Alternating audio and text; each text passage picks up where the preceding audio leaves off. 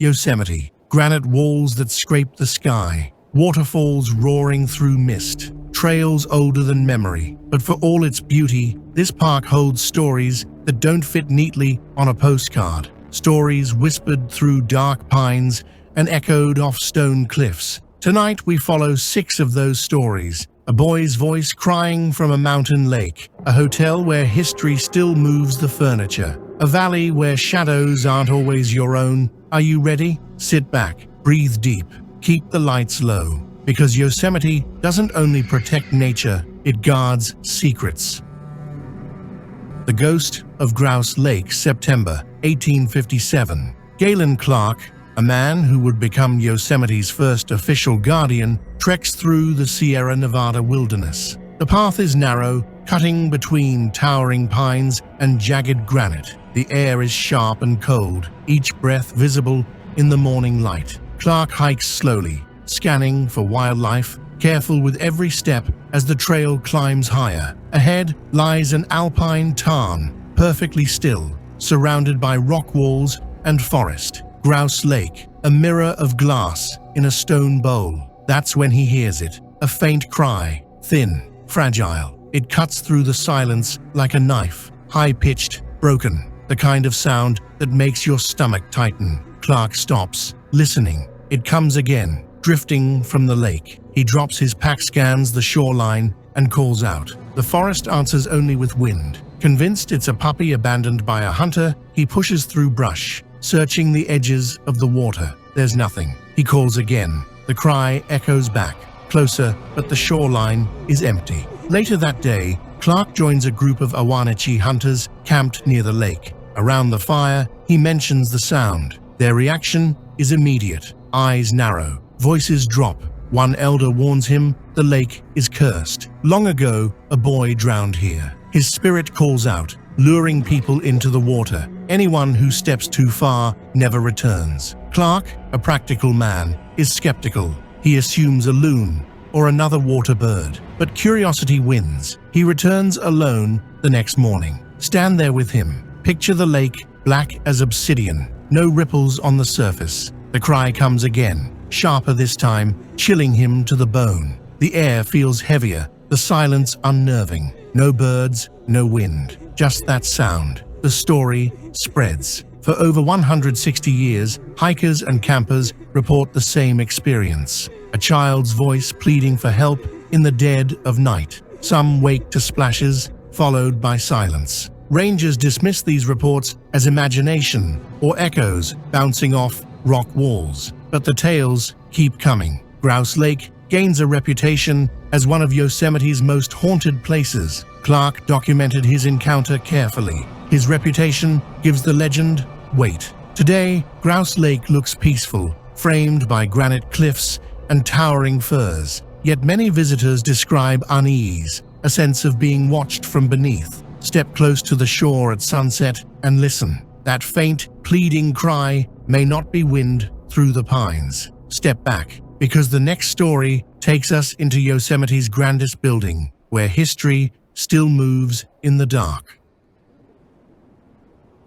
Apparitions at the Ahwahnee Hotel. The Ahwahnee Hotel opened in 1927, designed with massive stone walls, Native American patterns, and arts and crafts detail. It's the centerpiece of Yosemite Valley, a blend of rustic lodge charm and high-end luxury. Celebrities, dignitaries, and presidents have walked its halls, yet those same halls hold more than history. Guests say some residents never checked out. One name repeats often, Mary Curry Tressida. She spent decades at the hotel, shaping its reputation, and died there in 1970. Guests who stay on the 6th floor often wake to find their beds neatly made or their clothes folded with care. Staff whisper about Mary's spirit, calling her a helpful presence. Visitors describe feeling a sudden warmth or a soft touch on their shoulder, as if a hostess were quietly tending to their comfort. If you're ever alone on that floor, pay attention to the air around you.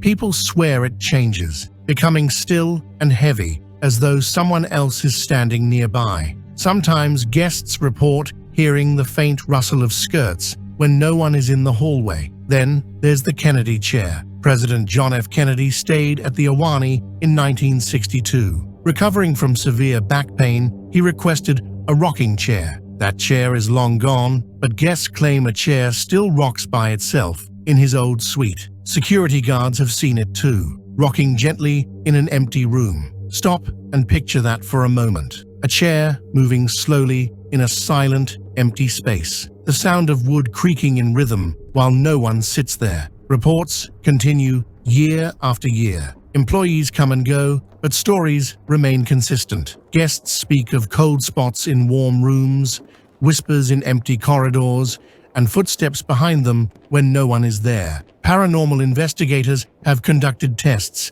capturing faint voices and unexplained drops in temperature. Even skeptics admit the accounts are persistent and eerily similar, a pattern that's hard to dismiss. The building itself feels alive. Portraits line the walls, watching. The hotel is designed to withstand fire and earthquakes, but its strongest feature may be the sense of history pressing in from every side. Guests walk through the grand dining room, admiring chandeliers, yet often glance behind them, unsure of why. The spirits here aren't malicious, but they make their presence known. Mary is remembered as kind, the Kennedy chair as an echo of a historic visit. Still, the feeling of being watched follows guests through hallways lit by dim sconces. If you ever stay the night, don't wander alone at 2 a.m. Some say that's when you feel it most. A breath on your neck, a chair creak in the dark, and the next story doesn't stay in one building, it roams.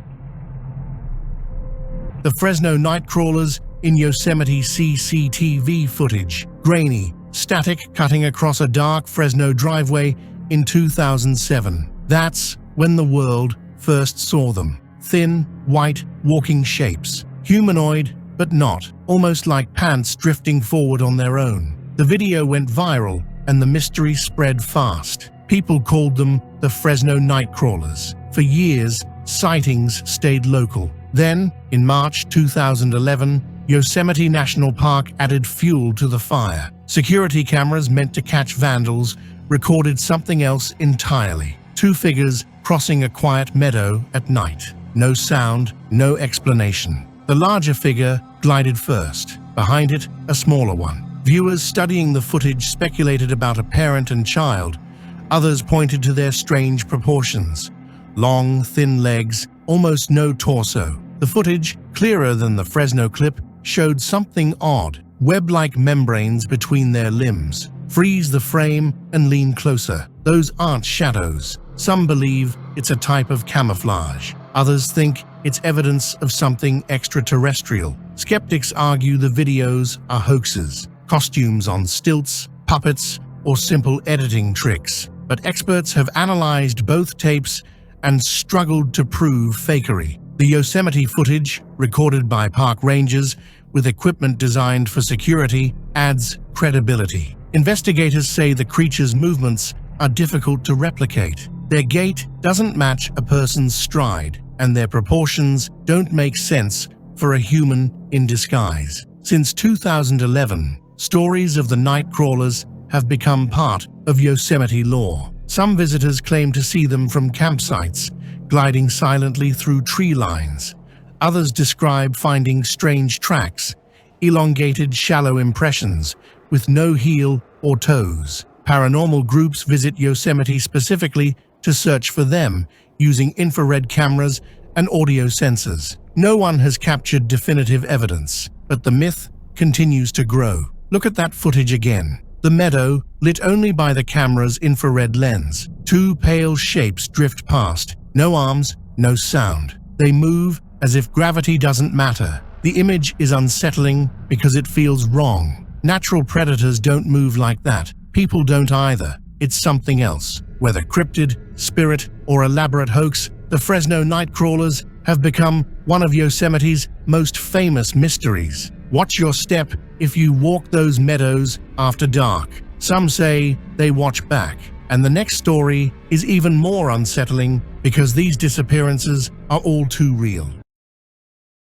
Vanishing hikers and disappearances. Yosemite is massive. Over 700,000 acres of wilderness, steep cliffs, and hidden valleys. For some visitors, it's a place of awe. For others, it's where they vanish. Start with a cold case from 1983. Summit Meadow, near Glacier Road. A severed human hand is found. No other remains. No name. For decades, the mystery lingers, a dark footnote in park history. Then, in 2022, DNA profiling finally matches the hand to Patricia Hicks. She'd been connected to a cult leader tied to criminal investigations. No one knows how her hand ended up in the park or where the rest of her body lies. Next, a desert mystery. Anvil Canyon, 2006. A locked rental minivan is discovered abandoned. 4 German tourists, 2 adults, 2 children, are missing. Rangers launch an exhaustive search, but all they find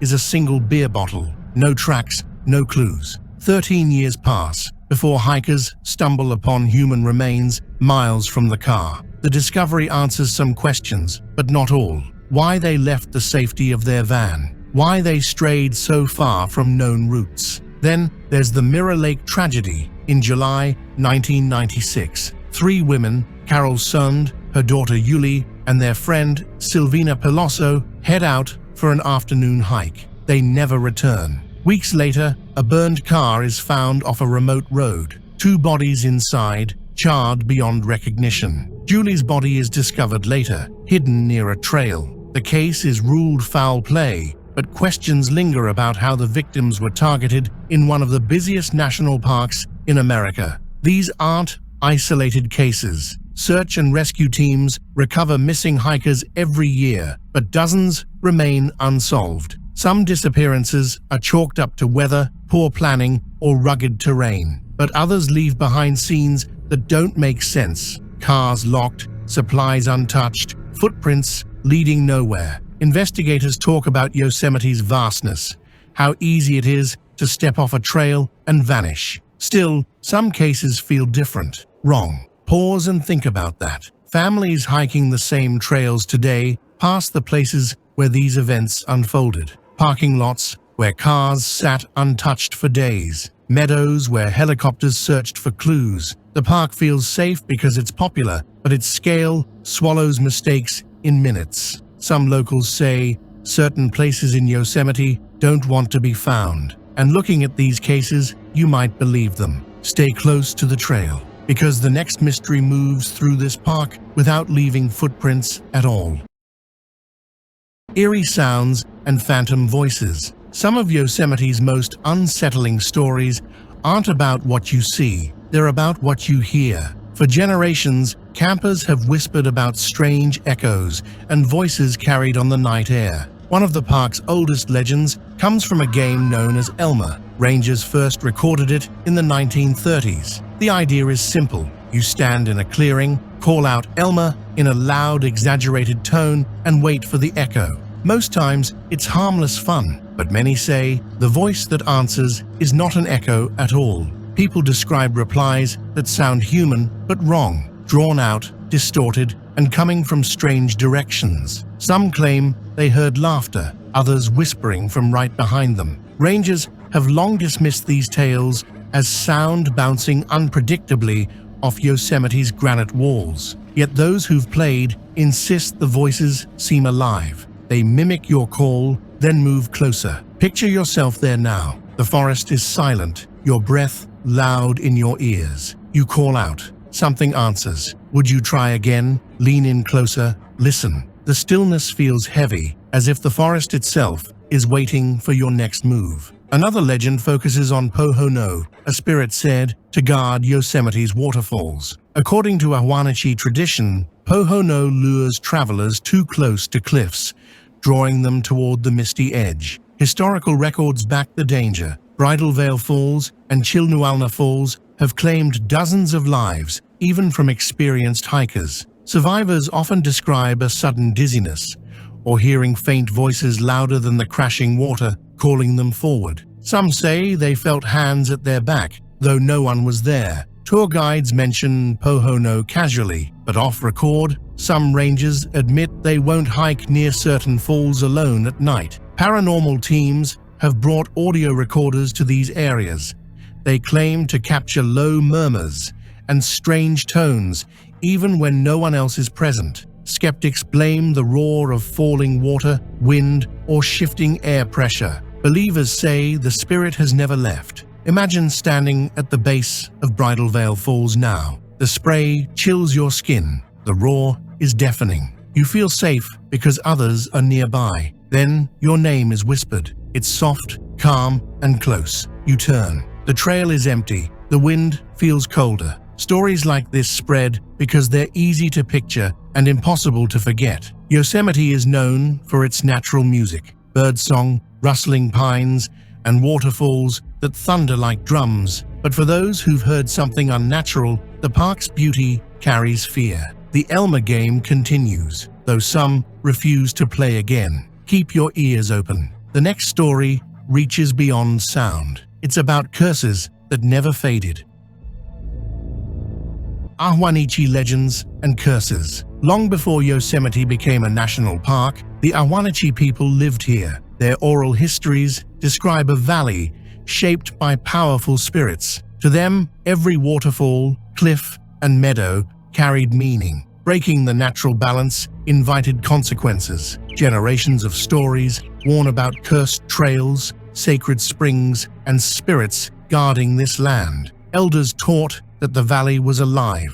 Every step had weight. Every sound carried intent. One of the strongest legends surrounds Chief Tenaya, for whom Tenaya Lake is named. Forced from Yosemite Valley by U.S. troops in the mid-1800s, Tenaya watched his people scattered and his culture nearly erased. Local lore says his spirit never left. Visitors who disrespect the lake or take items from its shores report strange experiences, compasses spinning in circles, sudden weather shifts, and a feeling of being followed. Rangers have confirmed frequent magnetic interference around Tenaya Lake, though scientists attribute it to mineral deposits in the granite. Hikers who grew up hearing these stories aren't convinced. Some describe an overwhelming sense of unease near the lake, like being watched from beneath the water's surface. Others have claimed to hear splashes in the still water at night, only to find no movement at all. Other Ahwahnechee tales describe cursed springs. Drinking from them without ceremony was believed to cause illness or misfortune. Modern campers dismiss these warnings, but stories of stomach sickness or dizziness after drinking from remote water sources continue. The connection is anecdotal, but enough to keep the legends alive among those who venture deep into Yosemite's backcountry. Hikers often leave offerings, small stones, feathers, or food scraps at these hidden sites, a quiet sign of respect. There are also stories of spirits guarding Yosemite's cliffs. The Ahwahnechee taught that shadows gliding across rock walls at dusk were not tricks of light, but sentinels. Even now, some visitors claim to see shapes shift against the granite as the sun drops behind the peaks. Tourists often laugh off these stories, but seasoned hikers say the sensation of being followed is hard to shake. Many avoid looking back after sunset. Whether you believe in curses or not, these stories serve a purpose. They remind visitors that Yosemite is more than a tourist destination. It's a place of deep cultural and spiritual significance. Park rangers acknowledge these tales on tours, though they're often presented as folklore. But those who spend nights alone in the wilderness sometimes leave with a different perspective. Pause for a moment. Picture yourself walking Tenaya's shoreline. At twilight, the wind stills. A compass needle spins. Mist settles quickly, blotting out the path. Some call it coincidence. The Ahwahnechee would call it protection. Yosemite's land carries memory, and those memories feel alive when you're far from the crowds, standing where generations once prayed. Outro's 6 mysteries. A boy's spirit crying out from a mountain lake. A grand hotel where guests share space with ghosts. A pair of strange figures gliding through the meadows. Trails where hikers vanish without explanation. Waterfalls that whisper and call you closer. And ancient legends that refuse to fade. Each story shows Yosemite differently, a place of beauty and danger, of memory and myth. The cliffs hold echoes. The forests carry whispers. And sometimes the park feels like it's watching you back. So which mystery unsettled you most? The lake, the chair, the night crawlers, the disappearances, the voices, or the curses? Tell us in the comments and let us know which park we should explore next, because some places hold secrets, but even the best kept secrets get mystery mapped.